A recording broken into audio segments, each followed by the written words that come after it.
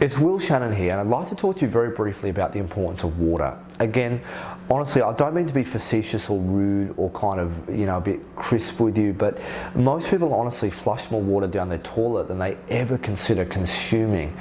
And it's one of those things that people take for granted. Now, I know that you've heard drink more water, as have I, but most of us, myself included, in moments we get so busy that we don't remember the importance of this life-giving substance. And I'm here to tell you again, the coenzyme Q10s and the turmerics and the other things I'm using as an example, there's many naturopaths that come in my clinic now for clinical experience, and I'll say, I'm going to give you some Withania, which is a very popular herb for the adrenal glands and other parts of the body as of this recording, but they don't think to use water as well. So I'm very supportive of all of those things, but you've got to make sure that oxygen and water are there also when we're doing all these things. Now, I've alluded to in module 1 that studies really vary and sources really vary as to what's the optimum amount of water to drink. And I've already said to you at least twice that sometimes people are just so bloated that they feel like they can't even stomach water, they don't even like it. So I've tried to start you with some herbs by now that you could get access to fix all that.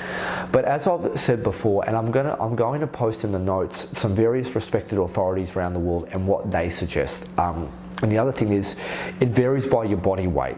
And so, they sometimes say in America, drink half your body weight in ounces or something like that. So I'm going to go through in terms of your body weight as well, maybe what you should be having.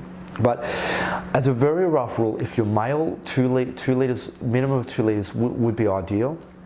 If you're female, a minimum of a litre and 8 would, 1.8, 1.5 would be a good start in litres. So I'm going to go through this a little bit more now. I'm going to go after this tape some advanced strategies with water. Now, some of the advanced strategies with water are going to be what's called water shaping.